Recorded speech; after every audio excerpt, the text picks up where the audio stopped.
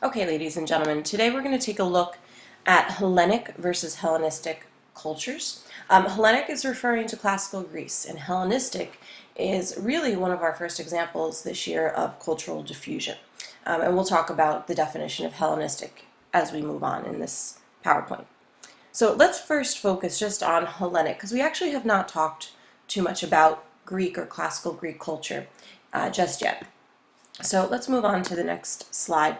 This classical ideal, we refer to it really as the golden mean, which is nothing in excess, everything in proportion. The arts of the Western world have really largely been dominated by the standards set by the Greeks in this classical period. Classical Greek art did not aim at experimentation for experiment's sake, but it was really concerned with expressing eternal ideals. So when we talk about this golden mean, what we're talking about really are a few ideas. First being reason, moderation, balance, and harmony.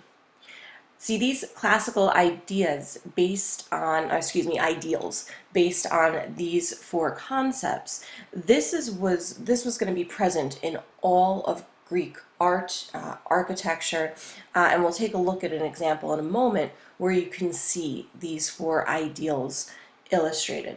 The subject matter of the art was usually the human being, but it was presented as an object of really great beauty. So let's take a look at an example of this.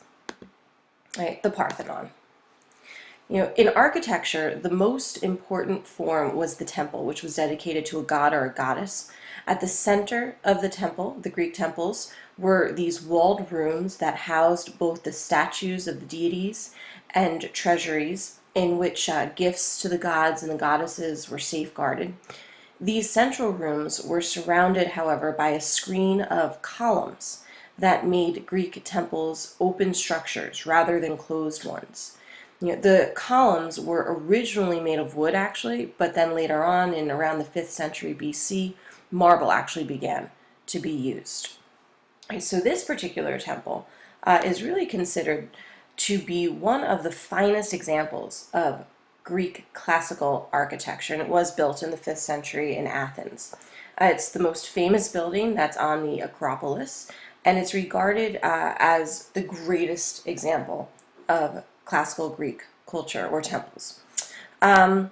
This temple is dedicated to Athena, the patron goddess of Athens, and it is an expression of Athenian enthusiasm, and it was also dedicated to the glory of Athens and the Athenians. And it really shows the principles of this classical Greek architecture.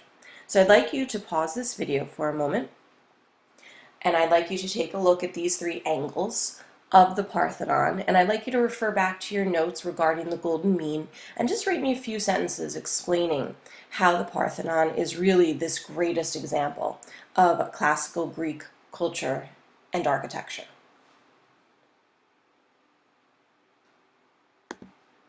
Okay, you should have written down a few things regarding the Parthenon and its connection to the golden mean. Now what we're going to do is compare a little bit Hellenic versus Hellenistic, and we're going to start by taking a look at a Hellenic sculpture. This is the discus thrower. Greek sculptures also developed a classical style.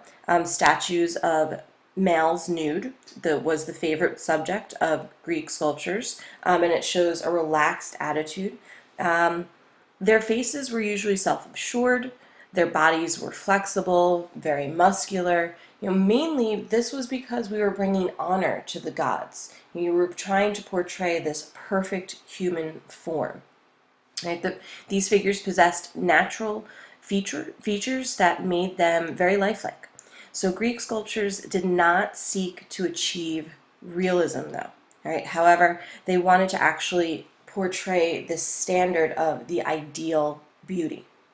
Okay. Now, if we take a look at our next picture, this is actually an example of Hellenistic art. Hellenistic art, this is going to develop during the time of Alexander the Great. Really, it's a combination of cultures. You're talking about a combination of Greek, Egyptian, Macedonian, Persian cultures, and we refer to this as the Hellenistic age. So during the Hellenistic period, sculptors modified traditional concepts. They changed them.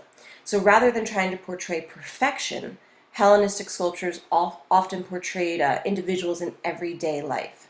Their subjects could have included slaves, actors, philosophers, dancers, beggars, anything you would have seen in a daily setting.